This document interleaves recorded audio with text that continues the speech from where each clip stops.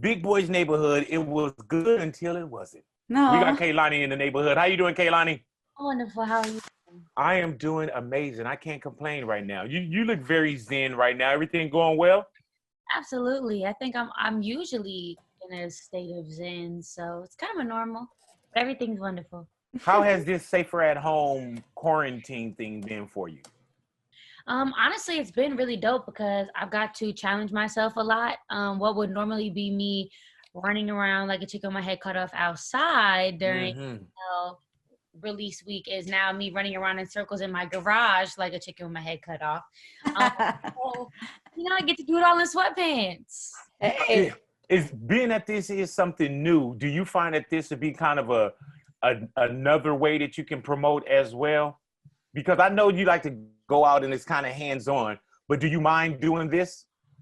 No, I mean, I'm kind of a shy, naturally shy person, and I'm kind of more comfortable in my house. You guys know I haven't seen you guys in a long time. I've been kind of away from press in general for like a little while now. So this is kind of even a cool, happy medium for someone who has like been too shy to come in, but also wanted to finally step out and like talk to people and share my art. So what did we do that made you not come back and hang out with us?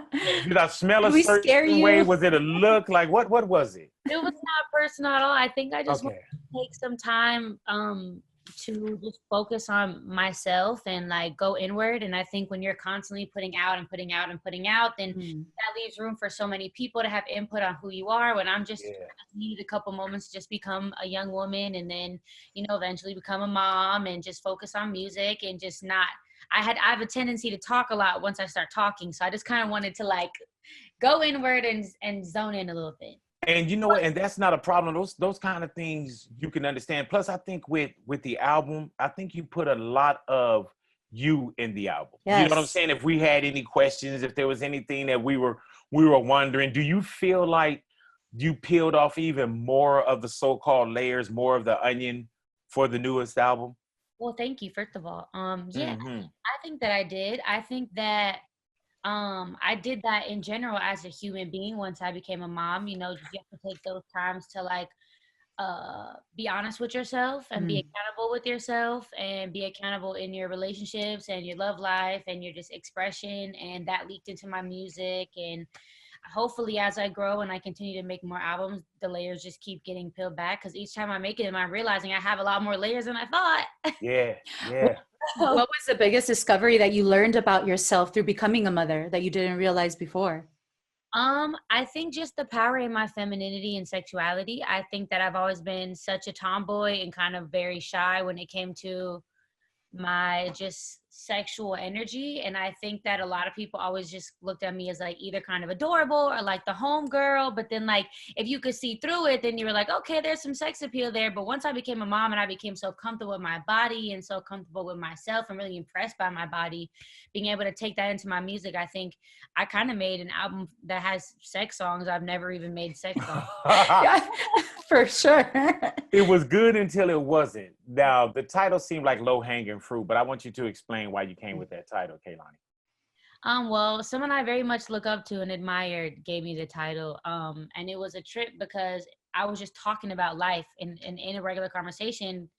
The person was like, yo, say that again. And I was like, yeah, it was good until it wasn't. And then he was like, yo, that's your album title. Like that's it right there. And I was like, wow. And all of a sudden the entire playlist of songs where I couldn't separate, how I was going to come down from 40 songs to the tracks that I came all the way down to, okay, now these, 15 songs and a couple skits make sense. How do you get to that process where everything is so personal and, those are like your babies, every one of your children are beautiful. How do you cut it down? How do you cut down like 25 songs?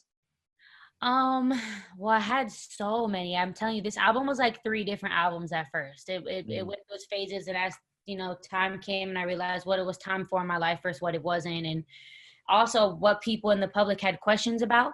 Right. I feel like I had went through a very public situation, and I was making music through the situation because music is therapy for me.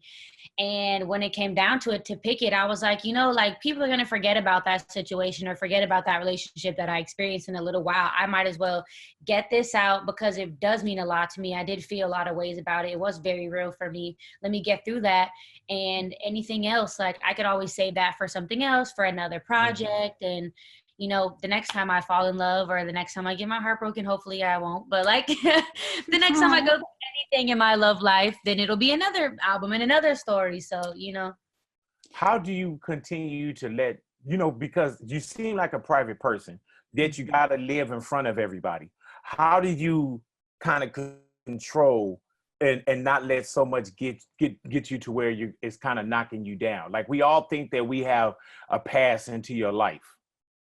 I mean, I think that I'm a lot more private than people realize. Right. I feel like a lot of people are like, yo, you're always all over the place and you just tell us everything. And then I'm like, it's crazy because I don't. Like, I feel like I give like the basic, like, obviously you saw that I was pregnant. I had a belly. So here goes my pregnancy. Obviously someone caught me on a date. So I'm going to tell you who my boyfriend is before y'all get to tell who my boyfriend is. But there's just certain things that you hold sacred. And I feel like in order to not let it get to you is I just really count my blessings and I count the other side of things. And, you know, it's a trade-off. As one side, a lot of people's in my business and I have to navigate that. A lot of people have opinions on me, but on the flip side, so many people loving me and being independent allows me to feed my family, and it allows me to have a platform that my daughter can, you know, grow up with and grow with. And one day she can do whatever she wants in life because I've supported her enough through it. And if you look at it as love, it kind of helps navigate all the excessiveness, I guess. Hey, Kehlani, what is everybody business? Like the song, or what does it mean? Yeah. What does it mean? Everybody business was, I was just kind of looking at the conversation that surrounds my name a lot when it comes to my public affairs. And I don't think people realize just how sometimes it's harder to be in a private relationship in my position than it is to be in a public one because of what I like to do in a relationship. I like to go on dates. I like to go to the movies. I like to go grocery shopping with my significant other. I like to go sit at the park. I like to do things that if we were just a normal, regular, you know, not famous couple or whatever, nobody would pay us any mind. But if I want to go to the grocery store with my significant other and we haven't announced yet, we're running the risk of, if people don't know we're dating, it's about to explode in our faces before we get to even have any control. I want to be able to announce, if I want to, what's going on with my life, you know? So I oftentimes find it's just easier to just put it out there myself and make it everybody's business. And on the flip side, it's like, it was almost addressing, that song was addressing my fans, but also addressing the people that I deal with and come in contact with in a romantic space of just like, hey, this is kind of what you're signing up for. And this is just how I operate. And I'm kind of used to it because I've been in the public light since I was very, very, very young. And this is like, this is just what it is. And if you want to deal with it, cool. If you don't, you don't. I'm still navigating it. I'm going to have trouble navigating it sometimes because sometimes it gets really loud. But for the most part, I got the hang of it. So if you want to join, cool.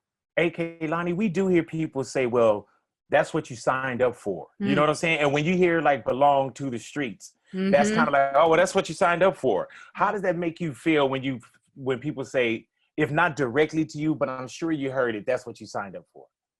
I mean, I think a lot of the artists' response is, no, I signed up to make music and like make money and feed my family. But that's just like kind of the kind of obtuse, like kind of purposefully ignorant response to it. It's like, yeah, in reality, I did sign up to like make music and feed my family, but like I knew what this was. You know what I'm saying? I knew what was surrounding it. When I was little, I remember seeing the really crazy magazines on the stands at the grocery store that have the most outrageous stories. And then once the person does the interview on the talk show and it's like, actually, I can't believe you guys believe that. Like none of that was true. You know, like we grew up knowing what this culture was. And I think that I can only take that realization of it is what I signed up for and learn how to navigate it how I want, which is, you know, why I've chosen to keep certain things private, why I've exposed certain things, why I move the way I do, why I live where I live, why I talk so much, why I don't speak things, you know? So, yeah. But, you know, when you talk about the way certain things were, you know, oh, I saw it on Access Hollywood. I saw it on channel such and such. It was in this magazine or this newspaper.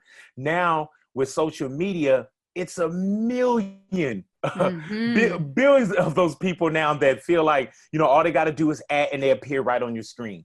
You know what I'm saying? All they got to do is throw something out in the air and now that becomes true. You know what I'm saying? So it seems like it's even more of a bigger so-called demon that y'all have to deal with as opposed to, you know, watching something on channel 2 at 9 o'clock at night. You know what I'm saying? It seems like it's just a different pressure right now. It is. I mean, I think one of the strangest things about now is how do I explain it? When people already have a disliking for you, or they already have some type of ill feeling toward you, all it takes is one person to say something that they might mildly believe, and then they're gonna run with it. And next thing you know, it's this big dog pile of things happening. And I think that that's what frustrates me the most about social media is someone could get online tomorrow and say, man, Kehlani punched me in the face at the grocery store.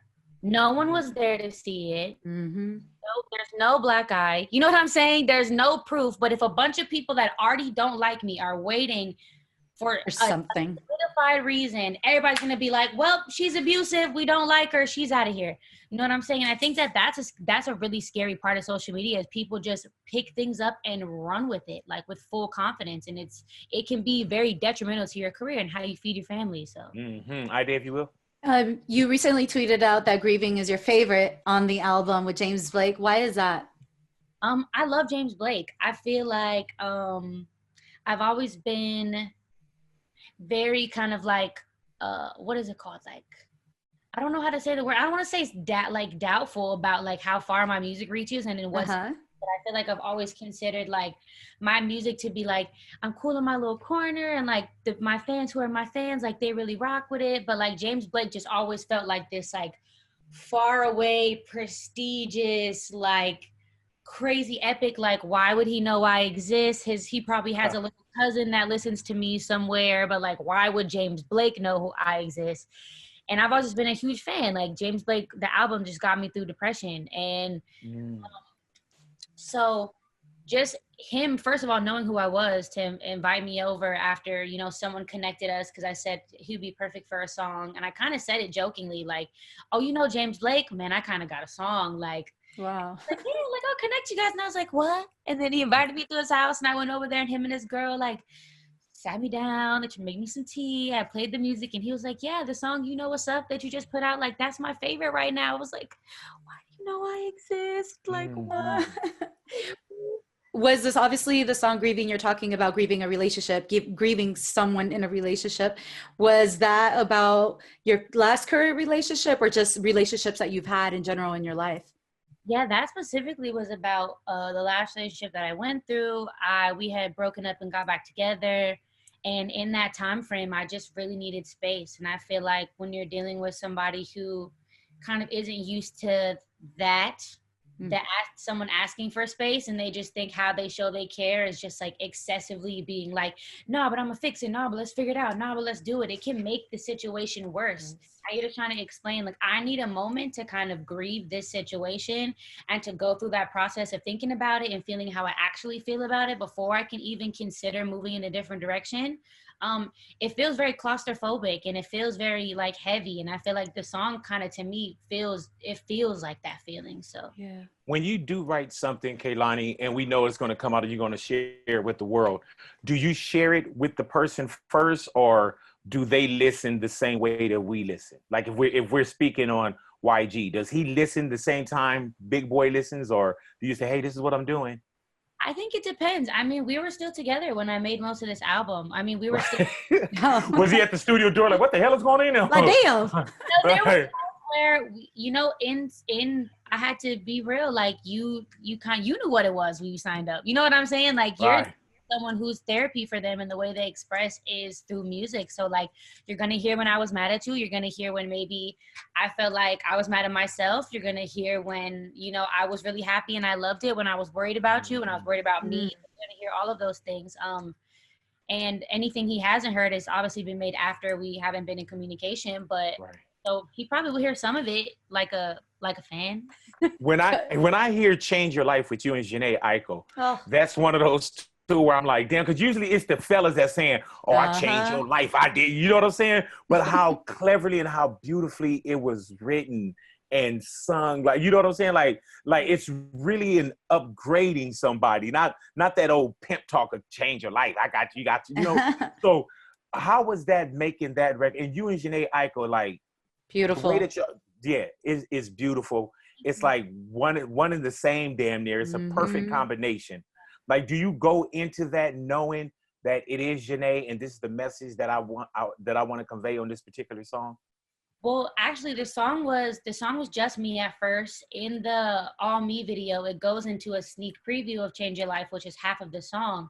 And Jhené had reached out to me, and she was like, yeah, like, we love each other. And I feel like I've always viewed Jhené musically as like my king. Like, I feel like if I can relate to any girl in music, just even on some like California Girl, like, we have similar energy. We're both moms. Like, we finally linked up in person and we just like really connected on some just like, I see you, like, this is what it is. Like, in my eyes, I kind of view her like someone I can go and ask. I ask her for advice in life. I ask her for advice on motherhood. I, ask her for stuff like that. So in my eyes, it's kind of almost like a big sisterly kind of energy. So I already had the song and I was like, yo, this would be perfect because I feel like you probably have been in this situation before. And I feel like when guys do come from that perspective, I tend to see those songs come from like guys upgrading your life, like financially. Yeah. That is, like, this was like coming from the perspective of if you ever dated somebody who you felt like didn't know how to love right, or didn't know how to show up for themselves correctly, or maybe was working on themselves and needed assistance growing out of a bad habit or a bad pattern. And I think women just have this really incredible touch at being that for men a lot of times. You always get those stories where like the guy comes out about his wife and he's like, yo, she changed me. She made me a better man. Like, she made me a better lover. She made me a better human. And I feel like that was kind of a testament to those women who just who hold those men down like that, and just vice versa, just any kind of partner who assists in, the ascension internally of any person. So Kehlani, you decided to use the Can I Aliyah sample in your album with Tory Lanez. Why did you go there? It was funny because I sat there and I was like, dang, I wonder how much it's gonna cost to put this in the song. I was like, they're never gonna let this fly. Yo, this is a crazy revelation. But to me, it felt like the song kind of feels like this, like, sexual flex, or just this. It was. Yeah, it's like a flex. It's like, ooh, like, matter of fact, so it's flexing all this stuff, but it's also just like talk. So you have to bring it to full circle. Like, I'm gonna talk my mess, but I'm gonna come around and be like, matter of fact, let me come show you tonight. So, to me, it just made perfect sense, and it fit the beat so well. And I remember being in the studio, and I was like, I wonder if this is gonna be nuts. And I did in the booth, and I was like, aha, y'all just had to trust me for a second. Like, this is the one. And then Tory was just perfect. He'd send it back so quick. It was insane. Yeah, I listen to it naked. So it's also good to listen to it while you're naked. I said it's good to listen to it while you're naked too. You know what I'm saying? I have to try that. or you just listen to it with your wife and just look at her and just nod like, yeah, what's up, Val? Like, what's happening? Yeah, what's happening? I know that Tory Lanez got to feel a certain way when you said that James even was your favorite song on the album. He was like, why not mine? Tory knows he's my little male version of me. He's great. With the new album, what's on the other side of that wall? And I know people have asked you this, and this is really like, you took this picture at your home in your backyard for real? Yeah.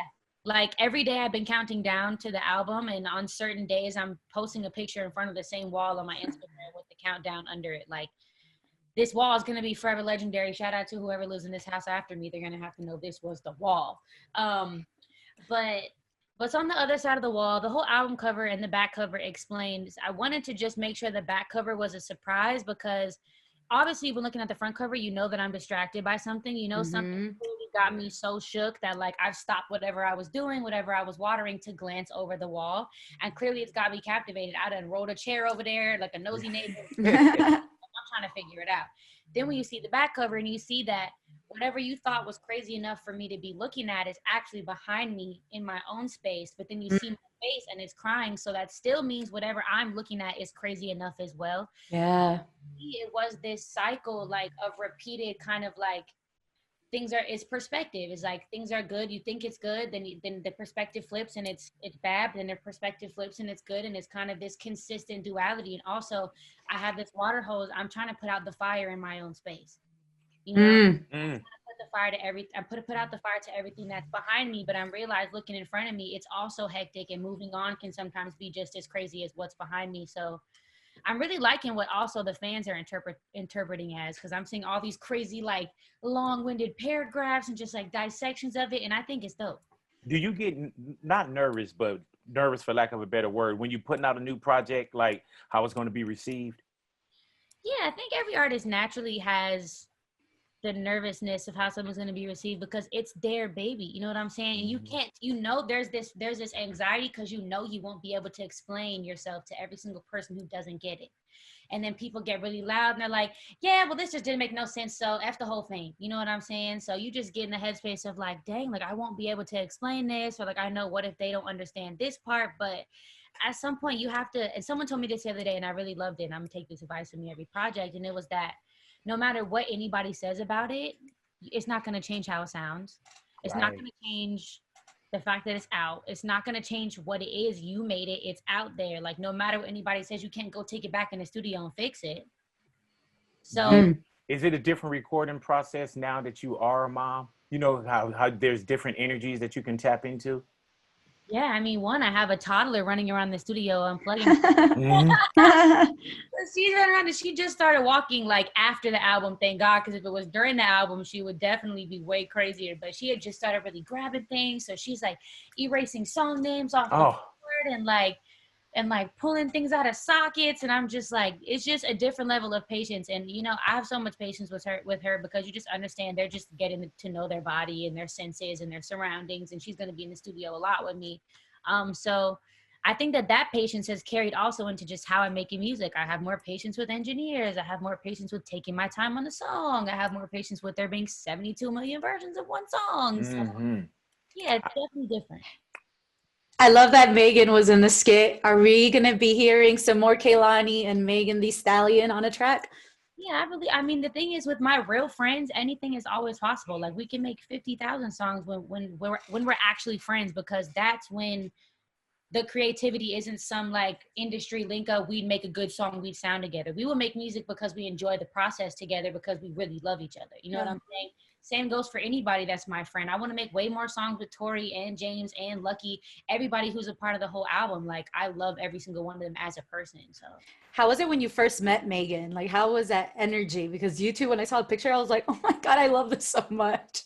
The first time we met each other, like in person, was like, there's a video on the internet, and I walk in the studio and she makes me drive the boat. Drive the boat. And there's this video of her like twerking on my head, and it was just funny. It was like this really just, she's so charismatic and so caring, and I think that one thing people really should know is that exactly how she is online is thoroughly how she is in real life. She really is drama free. She really loves everybody. She really is joyful as hell, and just like really loving, like so funny, and that's just a breath of fresh air, because you don't often experience that off the bat initially. All righty now, man. Kehlani, give me 5. I'm going to ask you 5 questions. Some of the questions I probably ask you to elaborate on, I'm going to do a little clock over here, but it's not a timer thing, but it just adds to the intensity. All righty now, you ready for give me 5? Kehlani, what one food could you eat for this entire quarantine? Thai glass noodles. Thai glass. Do you order them in, or do you know how to cook them? I order them in. I heard that. Have you ever tried to cook them? I haven't tried to cook the glass noodles yet, but I can make Thai food. I'm good at curry. If we came to your house for dinner tonight, or once the quarantine is over, what's that meal that you'll cook for us? I can make you some coconut curry, some green coconut curry. Oh, cool you now. Look at you now. You know what I'm saying? Kehlani, give me 5. Who would you break quarantine for? You know, we hear people say, oh man, I take a penitentiary chance for this. Who would you break quarantine for? Man, I'd probably go sit in with Jason Joshua and get my songs mastered and mixed in person, because I love that process. Oh, okay. So when you did the master mixing, you guys had to do it like you had to trust them over like email? Text. I mean, for text and FaceTime, he's incredible, and I love him to death. And usually I would sit in. I mean, but he honestly nailed it this time. Like, I had maybe notes on 2 songs, and even then he just did it so fast. He knows me. He's great. Kehlani, give me 5. What's the biggest regret in life? Yes. Oh, and don't say this interview. I